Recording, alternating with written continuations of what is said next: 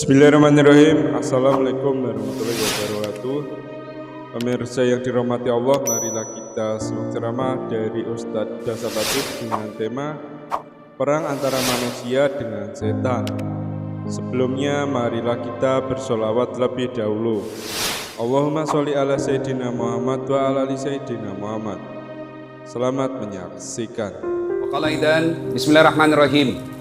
Ya ayyuhalladzina amanu dukhulu fis silmi kaffatan wa la tattabi'u khutuwatis syaitan innahu lakum adu mubin. Wahai orang-orang yang beriman, masuklah engkau ke dalam Islam secara sempurna dan janganlah engkau ikuti langkah-langkah setan, karena sesungguhnya setan itu musuh yang nyata bagi kalian. Dan di tempat kita ini saat saya ceramah tentu masih ada setan. Setannya bukan popok, bukan parakang, bukan uka-uka, tapi apa setan yang ada di tengah-tengah kita bentuknya handphone. Ustaz sudah ceramah masuk sini. Simpan dulu HP-nya bos, kita dengar ceramah dulu. Katanya mau dengar ceramah, mak download saja kerja. Simpan dulu, kita dengar ceramah dulu ya. Berat ini ceramah siang-siang begini. Banyak godaan, ngantuk, panas, ya, godaan. Waqalaidan, bismillahirrahmanirrahim. Innallaha wa malaikatahu yusalluna ala nabi ya ayyuhalladzina amanu sallu alaihi wa sallimu taslima. Sesungguhnya Allah dan para malaikatnya bersalawat kepada Rasulullah Muhammad sallallahu alaihi wasallam, maka wahai orang-orang yang beriman, bersalawatlah kalian kepada Rasulullah dengan sebaik-baik salawat. Allahumma salli ala sayyidina Muhammad wa ala alihi wa sahbihi ajma'in. Sallallahu ala Muhammad sallallahu alaihi wasallam, sallallahu ala Muhammad sallallahu alaihi wasallam. Itu kalau di Sulawesi saya salawat begini semua jamaah ikut. Di sini dia lihat-lihati saya. Dia kira barangkali saya nyanyikan. Ibu bapak, saudara-saudara sekalian yang saya hormati, Ibrahim alaihissalam pernah bersedekah menyembelih 100 ekor onta, 300 ekor sapi, 1000 ekor domba. Subhanallah. Kira-kira kalau dirupiahkan sekarang kurang lebih 5 miliar. Seluruh orang memuji. Orang berkata, hebat kau Ibrahim. Ya, kau tahu ini Ibrahim. Saya pun senang dipuji. Biasa orang bilang, tambah gagah Ustaz. Meskipun saya tahu dia bohong, tapi saya senang juga. Itulah manusia, senang dipuji. Ustaz tambah muda, mana bisa orang tambah muda? Memangnya kurang umurku. Saya tahu dia bohongi saya, tapi saya senang juga. Senang dipuji. Ibrahim begitu dipuji, luar biasa kau Ibrahim. Dermawan. Berlalulah beberapa hari, beberapa bulan, beberapa tahun. Pada saat itu ada anaknya lahir bernama Ismail alaihissalam dari istrinya Siti Hajar. Jadi ibu-ibu, nah ini saya biasa berkelakar. Dalam Quran itu Pak, ada beberapa jenis rumah tangga. Satu, suaminya beriman, istrinya kafir. Ini keluarga Nabi Lut alaihissalam. Yang kedua sebaliknya, istrinya beriman, suaminya kafir. Nah, ini Fir'aun laknatullah alaih. Yang ketiga, istri kafir, suami pun kafir. Siapa? Abu Jahal, Abu Lahab. Dan yang keempat, istri beriman, suami beriman. Inilah keluarganya Ibrahim alaihissalam. Kira-kira ibu mau seperti apa? Ibrahim, alhamdulillah. Dengar Pak, mau semua Ibrahim alaihissalam. Tapi ingat ibu, Ibrahim itu alaihissalam 2 istrinya. Lah sudah bilang ibu, nggak usah Ustaz, Fir'aun saja.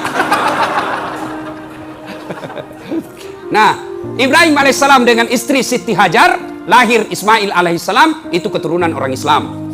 Ibrahim alaihissalam dengan istrinya Siti Sarah lahir Ishak alaihissalam, inilah keturunan Yahudi. Nah, ibu bapak, saudara-saudara sekalian, berlalulah. Kemudian pada tanggal 8 Zulhijjah, Ibrahim alaihissalam tidur dan dalam tidurnya bermimpi. Ibrahim, dulu kau pernah bernasar, kalau ada anakku saya sembeli. Sekarang kau punya anak, wujudkan janjimu. Ibrahim bangun. Ini mimpi atau wahyu? Kalau mimpi, kenapa jelas sekali? Kalau wahyu, kenapa anak disuruh potong? Bingung Ibrahim alaihissalam, berpikir-pikir. Tanggal 8 Zulhijjah, Maka sekarang tanggal 8 Zulhijjah bagi kita orang Islam diperingati dengan disebut hari Tarwiyah atau hari berpikir-pikir. Nah, sudah. Tidur lagi besok tanggal 9 Zulhijjah. Tidur lagi Ibrahim alaihissalam. Mimpi lagi, mimpi yang sama. Ibrahim, wajah indramu, bayar utangmu, nasarmu tunaikan. Ibrahim alaihissalam bangun dan lalu berkeyakinan ini bukan mimpi. Ini pasti wahyu. Maka tanggal 9 Zulhijjah Ibrahim alaihissalam yakin, maka kita pun tanggal 9 Zulhijjah sekarang ini disebut hari Arafah atau hari keyakinan. Mantap. Tanggal 10 Zulhijjah Ibrahim alaihissalam mendatangi anaknya dan berkata, "Nak, saya mimpi diperintah Allah untuk menyembelih kamu. Menurut kamu bagaimana?" Bapak-bapak kalau anaknya ditanya di rumah, kira-kira apa jawabannya? Cok. Bawa cok. Sini kau dulu. Apa Pak? Saya disuruh Tuhan sembelih kamu. Menurutmu bagaimana? Pasti jawabannya, kenapa saya masih muda? Nenekku saja yang sudah tua. Ini jawaban orang pintar tapi tidak soleh. Benar, masuk akal. Ini kan sudah tua, sudah sedikit lagi sakaratil maut. Muka-muka seperti ini di depan ini. Muka sakaratil maut. Tapi apa kata Ismail alaihissalam? Pak, kalau ini perintah Allah, jangan ragu. Jangan sedih. Don't worry, be happy. Gaya-gaya. Tahu caki artinya itu tadi? Pokoknya gaya saja. Jangan cemas. Laksanakan. Insya Allah Bapak akan menemukan saya menjadi anak yang saleh. Lalu Ismail alaihissalam berkata, tapi tolong Pak ya, nanti kalau Bapak eksekusi, tolong pakai pisau yang sangat tajam supaya saya tidak menderita. Yang kedua, tolong Bapak tutup matanya supaya Bapak tidak ragu-ragu. Kalau Bapak lihat saya, maka saya khawatir Bapak tidak yakin. Tutup matanya. Yang ketiga, kata Ismail alaihissalam, tolong Bapak ikat kaki dan tanganku supaya apa? Saya tidak meronta-ronta. Yang keempat, tolong bajuku yang dipakai nanti jangan kena percikan darah supaya ibu saya tidak mengetahuinya. Dan yang kelima, jika esok lusa saya telah wafat dan meninggal, usahakan tidak ada anak-anak yang lewat depan rumah seusiaku supaya ibu saya tidak mengenangku lagi. Baiklah, tanggal 10 Zulhijjah Ibrahim alaihissalam membawa anaknya untuk dieksekusi. Maka tanggal 10 Zulhijjah bagi kita umat Islam sekarang ini disebut hari An-Nakhar atau hari menunaikan janji. Sudah, jalanlah. Pergilah Ibrahim alaihissalam. Lalu Ibrahim alaihissalam berkata kepada istrinya, yang sayangku, itu para nabi Pak romantis, tidak seperti Bapak. Kasar sama istri. Waktunya pacaran sopan betul. Hati-hati neng. Tabeki. Ada batu di depan tak sayang. Itu waktu dipacari. Sekali sudah ada anaknya dua, terhantuk kakinya. Di mata kusimpan matamu bodoh. Saya begitu. Ibrahim alaihissalam romantis sama istrinya. Yang, iya Pak. Ini ibu juga romantis juga sama suaminya. Kalau ibu-ibu sekarang kan juga banyak yang kasar sama istrinya, suaminya memuji, wahai istriku, wih cantik betul kau hari ini. Langsung dia beli istrinya, berarti saya jelek kemarin. Ini tidak tahu juga dipuji. Nah, Ibrahim alaihissalam berkata, tolong mandi anak kita, kasih pakai baju yang baru, kasih parfum, sisir rambutnya rapi-rapi. Mau kemana? Saya mau bawa jalan-jalan. Siap, laksanakan tugas. Dimandi, dikasih parfum, kasih baju baru, sisir. Jalanlah Ibrahim bersama Ismail alaihissalam menuju kemana? Tempat penyembelihan yang sekarang Mina. Ketika menuju ke tempat itu, kepanasan iblis. Panas iblis. Luar biasa ini Ibrahim, mau betul dia potong anaknya. Lalu digodalah Ibrahim alaihissalam. Mas bro. Tentu tidak ada mas bro dalam hadis begini. Ini bahasa Ustadz zaman now. Supaya Bapak tidak ngantuk. Cuma lain kali nih panitia jangan bikin acara seperti ini siang-siang, berat godaannya. Ngantuk, orang pergi rekreasi, ustaz juga habis makan kenyang. Sudah, jalan. Digoda Ibrahim. Ibrahim, kau mau kemana? Baliklah kau, tengok itu anakmu, itero anakmu, makasih kesina. Lagi lucu-lucunya, puluhan tahun kau harapkan, kau balik lihat itu anakmu. Ismail waktu itu, Al-Quran tidak menjelaskan berapa tahun umurnya. Al-Quran cuma mengatakan Ismail sudah pandai membantu orang tuanya cari nafkah. Ya kira-kira remaja lah kalau sekarang. Usia kira-kira 14 tahun. Ya generasi TikTok. Pilih anaknya. Ibrahim, kau balik lihat itu anakmu. Lucu, sudah pandai bekerja. Puluhan tahun kau harapkan. Masa kau mau potong? Sadar kau. Ibrahim alaihissalam ambil batu. Dia lempar itu iblis. Ishak ya lain, pergi kau setan, laknatullah lain. Jangankan anakku, diriku pun saya potong kalau Allah ingin. Lempar, kena kepalanya, sampai balik papan, balik lagi. Gagal goda Ibrahim, dia datang goda istrinya. Istrinya lagi digoda. Hajar. Kau tahu mau dibawa kemana anakmu? Saya tahu, mau dibawa suamiku jalan-jalan. Dia bilang, dongok kok. Dia bilang, masuk dia patolog-tolog itu suamimu. Sembarang bilang, apa maksudnya? Dia bilang, itu dia mau potong anaknya. Sembarang kau bilang, kau mana ada bapak mau potong anaknya? Betul kak, mau ada potong. Kok bisa? Katanya perintah Tuhannya, jadi dia mau potong. Masya Allah. Apa kata Siti Hajar? Iblis, kalau ini perintah Allah, jangankan anakku, saya pun siap dipotong kalau itu perintah Allah. Dia ambil batu, dilempar juga. Pergi kau, pak, kena kepalanya. Sampai berau, balik lagi. Dia bilang iblis, lebih gila dari anaknya ini. Akhirnya apa? Gagal suaminya, gagal istrinya, dia datang ke anaknya. Boy. Cok. Kau tahu mau kau dibawa mana bapakmu? Kau tahu, Ji. Mau kena potong. Jangan kau mau. Bodoh-bodoh. Jangan banyak bicara situ, Dasar ini iblis ini. Banyak bicaramu. Dia ambil batu, dilempar juga. Ishak, pergi kau. Kena matanya. Picok. Apa ke bahasa Indonesianya itu picok? Tidak aku tahu apa. Orang Bugis itu picok, rusak mata satu. Itu iblis itu picok, Ki. Kena mata kanannya. Lempar. Iblis. Kena matanya. Lari. Tapi tidak putus asa. Dilempar sama suaminya. Dilempar sama istrinya, dilempar juga sama anaknya. 3 kali lempar. Inilah simbol pelaksanaan ritual melempar 3 jumroh ketika orang Islam pergi haji. Lontar jumrah Aqabah, usta, ula. Setan besar, setan tengah, setan kecil. Lempar. Simbol permusuhan abadi antara iblis dengan manusia. Itu kalau kita pergi jemaah haji kan Indonesia kan melempar. Ada jemaah haji Indonesia, Pak. Dia lihat ini tempat setan. Dia bilang, inilah setan yang selama ini menggoda saya. Dia ambil batu. Kurang ajar kau, selama ini kau menyesatkan saya. Dia lempar. Bismillahirrahmanirrahim. Allahu Akbar. Pak. Kembali itu batu. Melenting. Hampir kena kepalanya. Dia tangkap. Dia buka. Ada tulisannya. Sesama setan dilarang saling melempar. Dia bilang, di Samarinda kita sama-sama kontraktor. Kita sama-sama. Kau teman setan. Sekarang kau musuhi saya. Kau lempar saya. Nah, ibu bapak saudara-saudara sekalian, akhirnya sampailah Ismail alaihissalam beserta Ibrahim di tempat yang mereka telah sepakati.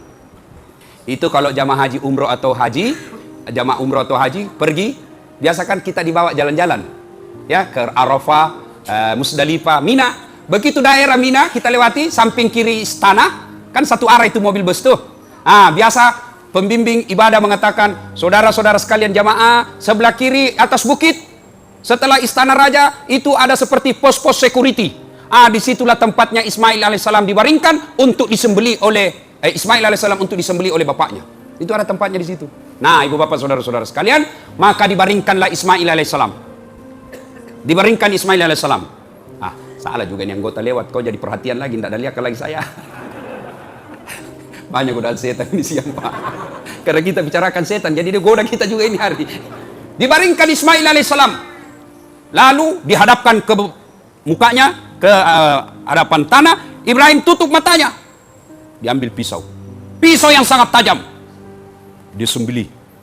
Dipotong anaknya. Apa yang terjadi? Tidak mempan. Dia iris. Tidak mempan.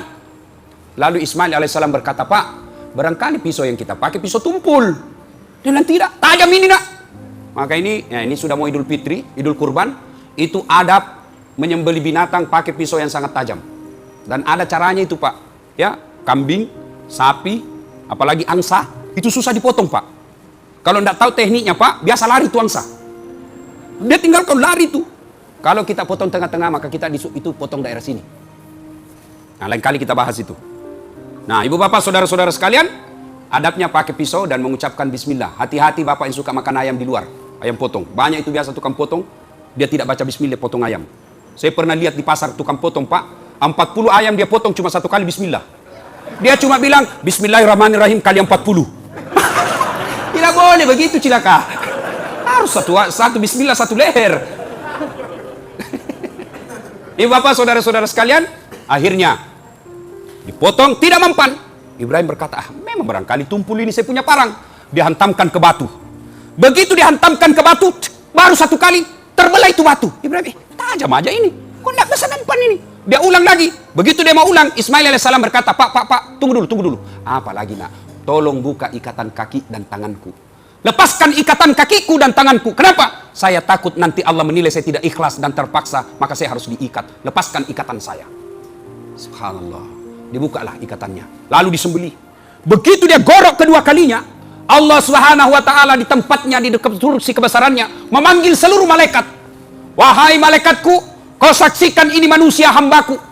Waktu saya ciptakan dan saya jelaskan akan menjadi pemimpin, kalian semua protes, jangan manusia menjadi khalifah di dunia. Maka solat-solangi, merusak, kalian meragukan semua. Sekarang kau lihat betapa cintanya kepada Allah, betapa cintanya kepada Tuhannya, betapa cintanya kepadaku. Anaknya dia sembelih.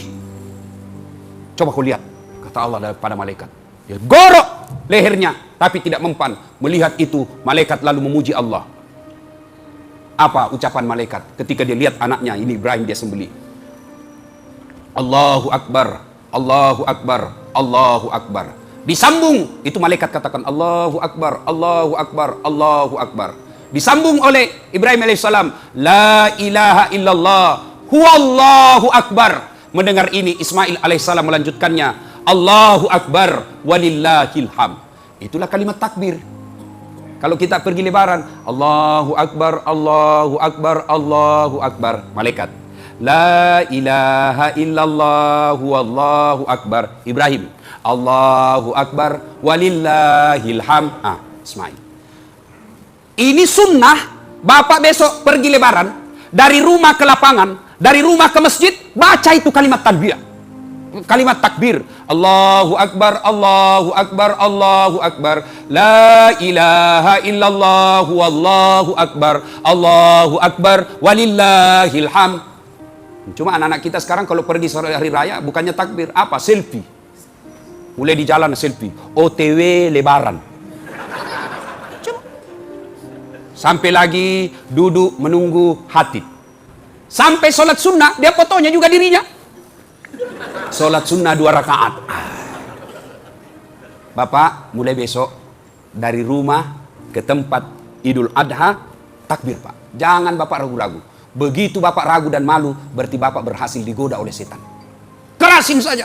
Allahu Akbar, Allahu Akbar, Allahu Akbar. La ilaha illallah, Allahu Akbar. Allahu Akbar, walillahil ham. Ada yang berkata, bah, so alim. Bilang, setan.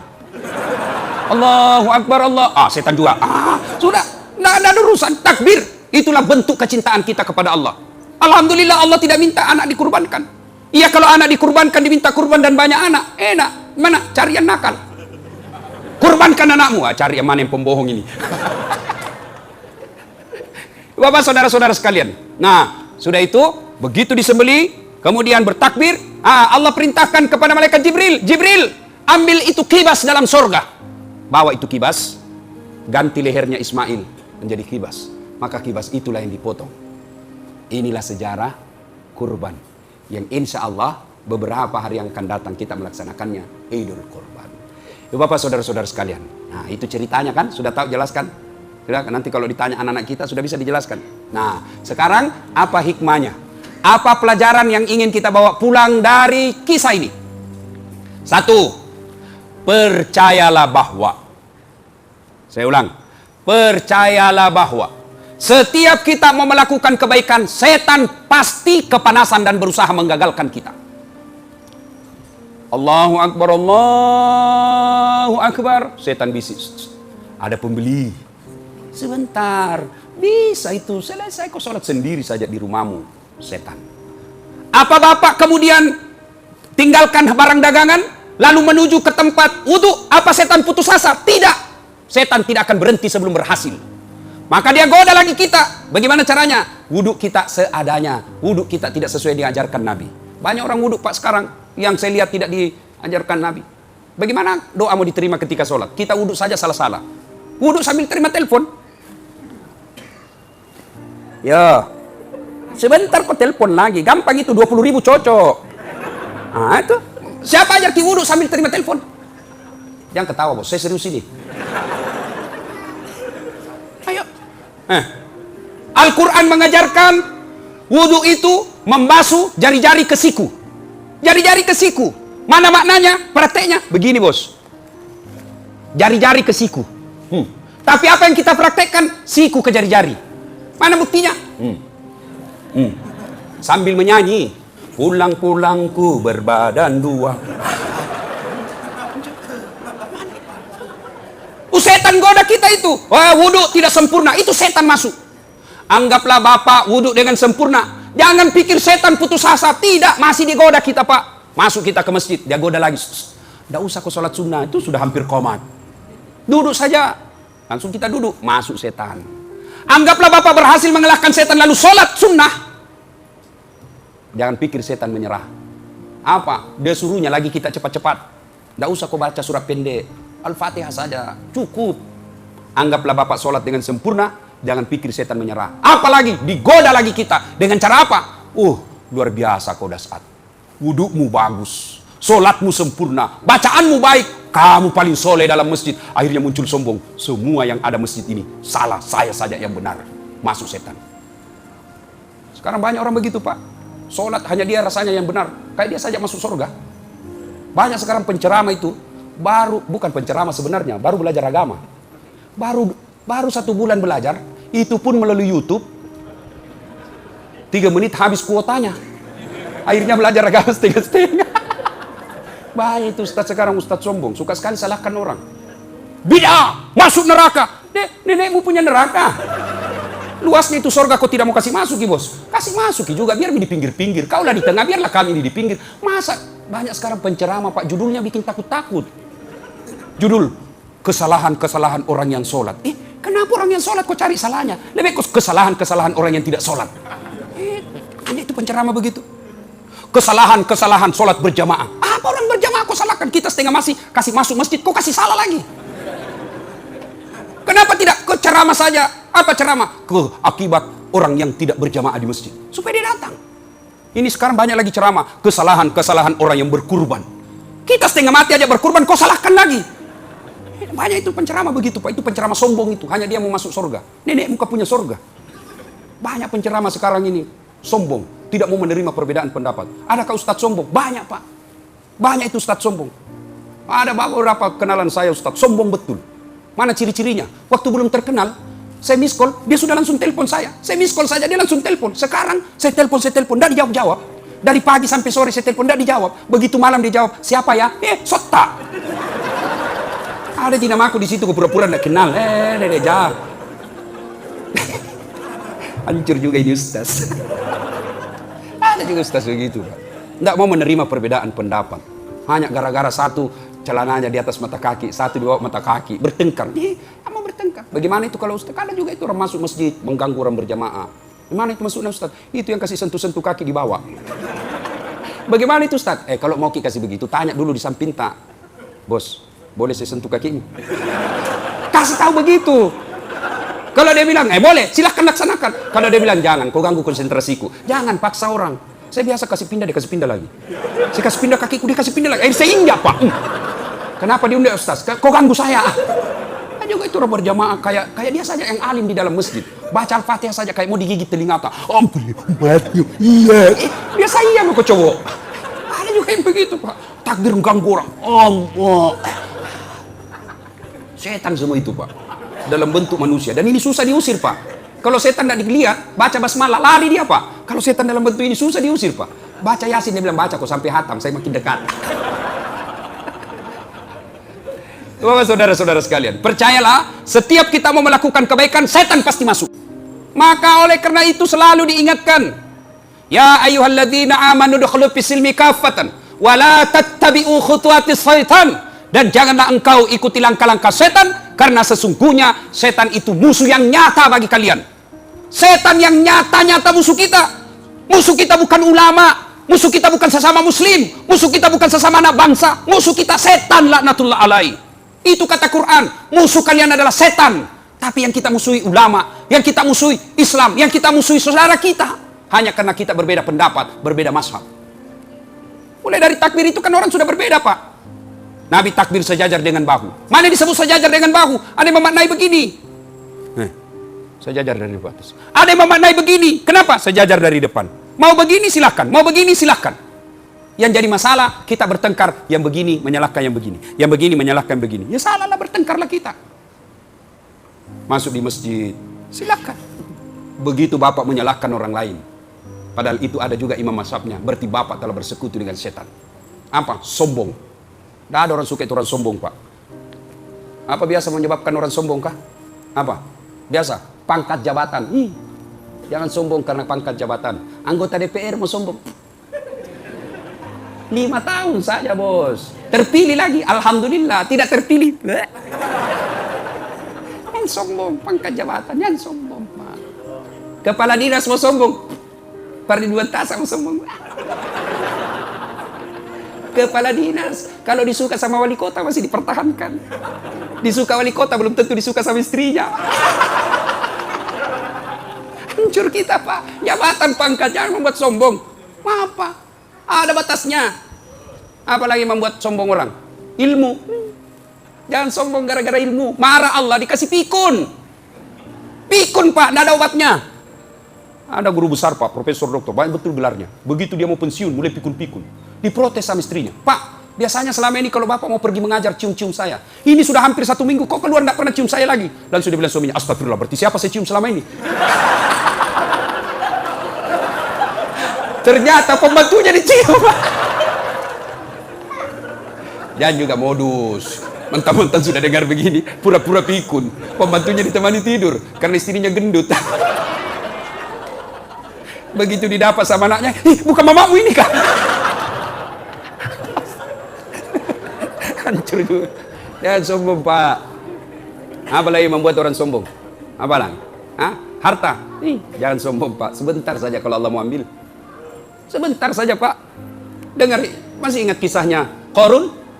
Kaya banyak hartanya, sombong. Ya Qarun, kau dapat dari mana ini harta? Ini tidak ada hubungan sama Tuhan. Ini hasil jerih payah saya. Marah Allah, murka, dibelah itu permukaan bumi. Tenggelam Qarun dengan segala hartanya. Maka sekarang orang Indonesia kalau dia dapat harta di tanah, dia bilang harta karun. Jangan sombong, Pak. Karena sombong pintu masuknya setan. Tahu? Dosa pertama dilakukan makhluk kepada Allah apa? Dosa apa? Dosa apa? Sombong. Ketika iblis diciptakan, Adam diciptakan, Allah berfirman, ini Adam, makhluk saya paling mulia, sujud kau kepada Adam. Malaikat lakukan, tumbuhan, binatang lakukan. Iblis tidak mau. Saya tidak mau, ya Allah. Kenapa kau tidak mau? Adam diciptakan dari tanah, saya dari api. Unsur kejadian saya lebih mulia dari Adam. Adam baru diciptakan, saya senior. Masa senior hormat sama junior? Gengsi dong. Saya tidak mau. Allah berfirman, kau sombong rupanya. Keluar kau dari surga. Diusir gara-gara apa? Sombong. Jabatan sombong, Fir'aun. Itu simbol kesombongan dengan jabatan Fir'aun. Allah laknat Fir'aun karena dia punya rasa sombong. Kenapa? Karena punya sombong, puncak kesombongannya dilantik dirinya jadi Tuhan. Maka sekarang Allah laknat, tidak ada suka itu Fir'aun. Buktinya mana Ustaz? Mana ada orang mau kasih nama anaknya Fir'aun? Pejabat Indonesia juga tidak senang kalau disebut Fir'aun. Saudara-saudara sekalian, ladies and gentlemen, hadirin, kita sambut Bapak Fir'aun Kabupaten. Dilemparnya kita, Pak. Tuh, karena sombong. Ya. Nah, puncak kesombongan satu diantaranya, teman setan, sombong, ghaniyun mutakabbir, orang kaya yang sombong. Orang kaya yang sombong.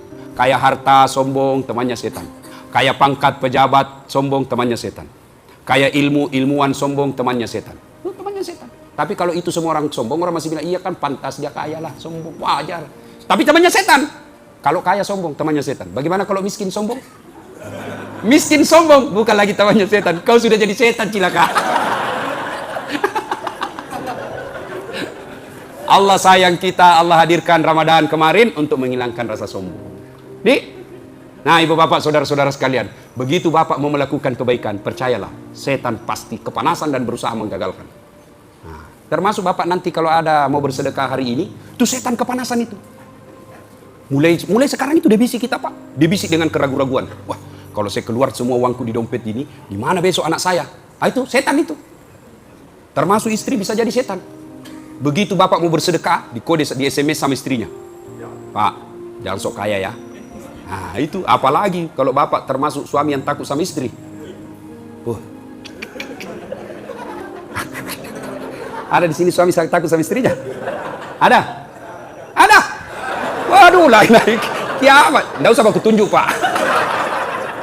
Berarti jadi laki-laki kalau takut sama istri. Bagaimana caranya Pak Ridwan Tasa mau takut sama istrinya? Caranya? Nah, gaji diambil semua tiap bulan. Kita kasih uang panai, dibelikan mobil, dicicilkan rumah, dicicilkan pakaian. Semua gaji kita diambil tiap bulan. Masa kita mau takut sama istri? Cari mati itu. Nah, jangan mau takut sama istri, Pak. Nggak betul itu. Dia bilang, berarti Ustaz tidak takut sama istri. Ngapain sih takut sama istriku? Cuma dia lebih berani dari saya. Pak, kalau soal ibadah, Bapak tidak boleh takut sama istri. Ya, kalau soal disiplin keluar, itu tidak apa-apa. Misal istri cari kita saat keluar, sudah saatnya sudah ada di rumah, Bapak tidak ada, ditelepon dan marah-marah, itu wajar. Tapi kalau Bapak mau bersedekah lalu takut sama istri, berhenti jadi laki-laki, Pak. Jangan ketawa, serius ini. Apalagi kalau istrinya orang Bugis. Masa kau kada menahan. Ya, Bapak, saudara-saudara sekalian, ayo, ketika kita mau melakukan kebaikan, percayalah, iblis selalu ada di situ menggagalkan. Jadi ketika Bapak mau bersedekah dan tiba-tiba batal, lawan itu iblis. Astagfirullah, astagfirullah. Jangan astagfirullah, lalu cabut itu duit, masukkan celengan. Jangan astagfirullah, astagfirullah. Tapi dia kasih masuk kembali ke dompet. Dia bilang, setan, biar aku istighfar, sembunyi uangmu. Bapak, saudara-saudara sekalian, ya. Nah, cara melawan setan dengan cara perbanyak istighfar. Astagfirullahaladzim wa atubu ilaihi, la ilaha illa anta, subhanaka inni kuntu minadz zalimin. Terlalu panjang itu, Ustaz. Boleh yang pendek. Astagfirullahaladzim wa atubu ilaihi, astagfirullahaladzim wa atubu ilaihi. Masih panjang, Ustaz? Paling yang pendek. Astagfirullah, astagfirullah, astagfirullah. Paling pendek, astagfirullah, astagfirullah. Nah, karena waktu asar sudah dekat. Hah? Jam 3 asar, Pak. Bapak enak, saya capek.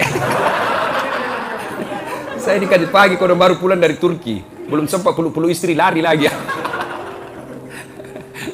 Bapak, saudara-saudara, yang kedua, berkurbanlah. Berkurbanlah, Pak. Tapi aneh zaman sekarang, Pak. Ada orang mampu, tapi tidak mau berkurban. Saya ulang, betapa banyak orang Islam mampu, tapi dia tidak mau berkurban. Sebaliknya, betapa banyak orang tidak mampu, tapi mau poligami. Iya, Bu, ya? Benar. Betapa banyak orang mampu tidak mau berkurban, dan berapa banyak orang tidak mampu mau poligami. Bagaimana ceritamu, Bos? Tapi sebenarnya poligami boleh selama Bapak mampu. Kalau tidak mampu, jangan cari penyakit. Ayo, mulai cemas ibu-ibu. Terancam ini ibu-ibu ini cari poligami. Ibu-ibu mau masuk surga? Mau, Ibu? Poligami. Dan sudah bilang ibu, banyak jalan menuju surga, Ustaz. Memang banyak, tapi macet. Dia bilang, tapi Ustaz, sakit hati Ustaz, dendam kita. Iya, karena hadiahnya surga. Kalau tidak sakit hati dan biasa-biasa, hadiahnya cukup kipas angin. Bapak, saudara-saudara sekalian, berkurbanlah. Bapak kalau bilang tidak mampu, bohong. Periksa HP-nya Bapak, berapa harganya? Harga 2 juta. Berapa paket data yang Bapak miliki tiap bulan? Beli paket data 130.000 yang paling murah. 1 bulan, kali 1 tahun. Kambing cuma 900. Ada juga yang paling bagus lah itu 1,5 juta sampai 2 juta. Masa Bapak tidak mampu? Mampu cicil mobil, tapi tidak mampu beli kambing. Marah Allah. Allah cabut kita punya harta. Akhirnya apa? Anak kita narkoba. Istri kita tidak nurut. Penyakitan. Sembuh encok, datang asam urat. Selesai asam urat, usus buntu. Ditangani asam buntu, kolesterol. Itu karena Bapak pelit, sekek, kikir galap, aku jam batang. Apa? Pak, coba lihat orang rajin sedekah, Pak. Tidak ada itu banyak penyakitnya. Tapi yang pelit, macam-macam penyakitnya. Akhirnya apa? Uangnya keluar sia-sia. Tidak ada pahalanya. Kenapa? Hanya ngurus beli obat. Ya serius kita ini, Pak. Setan tidak akan pernah biarkan kita berbuat baik. Maka, berkurbanlah. Ada perokok di sini? Hah? Saya kadang-kala ditanya jamaah, Ustaz, kenapa doaku tidak dikabulkan? Saya tanya, Bapak merokok? Iya, Ustaz, itu sebabnya.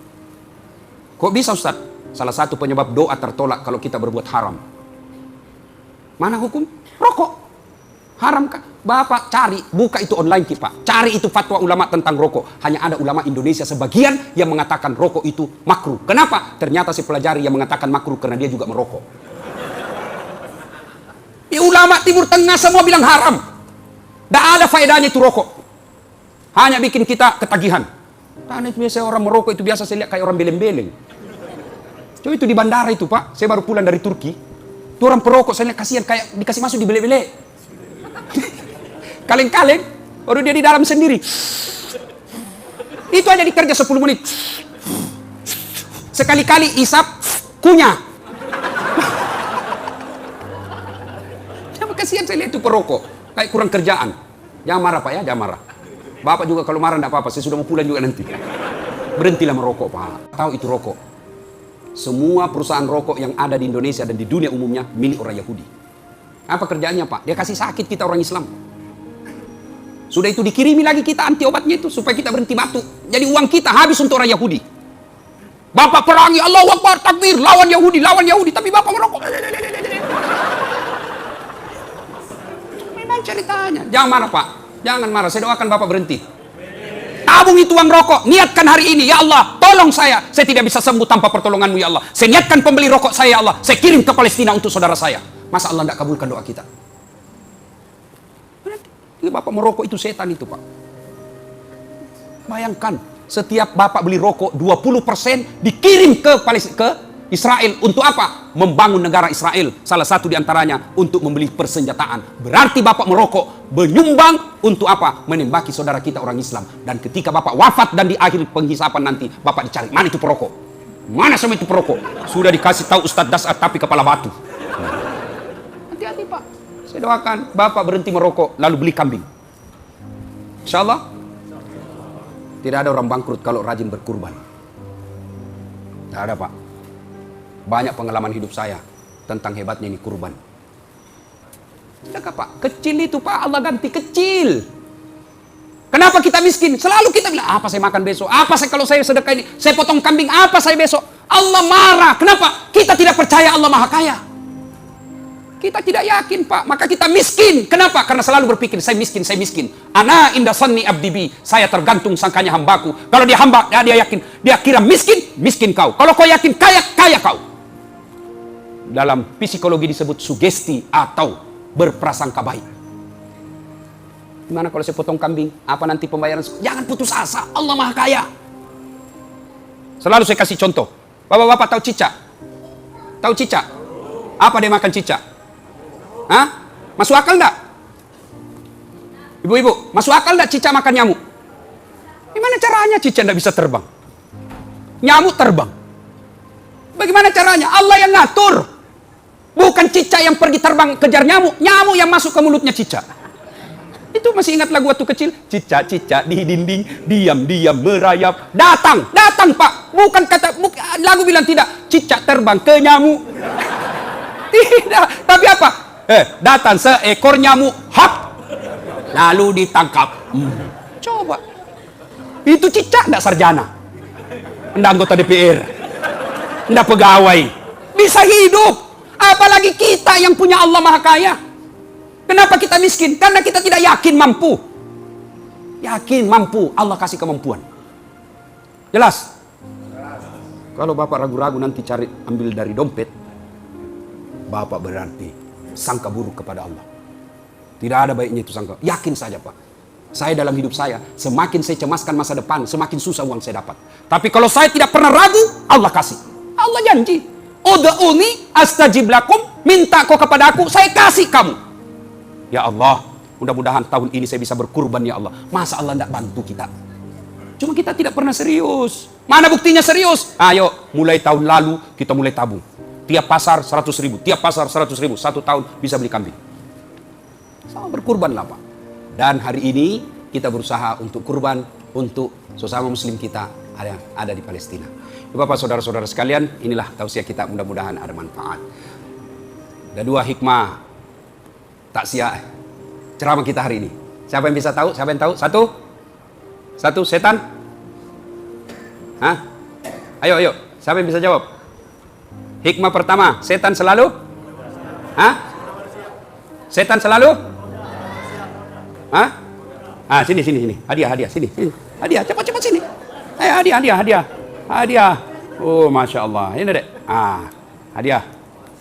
Oh ya. Ya, makasih ya. Yang kedua, hikmah pengajian kita yang kedua apa? Hah? Hah? Ya, hadiah. Ayo. Siapa? Ayo. Hampir saya 1 jam teriak-teriak, nggak ada yang bilang. Waduh, hancur saya ini, Pak. Bagaimana hukum merokok? Bagaimana hukum merokok? Hadiah. Cepat naik. Hadiah. Cepat hadiah. Hadiah. Ya. Kemudian ada lagi. Ya. Siapa musuh setan? Siapa musuh setan? Siapa musuh setan tadi? Simbol Firaun apa? Mana? Hadiah. Cepat hadiah. Oke. Sudah cukup. Bapak tahulah salah satu hikmahnya, ya, bahwa yang sapa di depan gampang dapat rezeki. Dari sana dapat rezeki karena jauh, Pak. Maka kalau ada pengajian dekat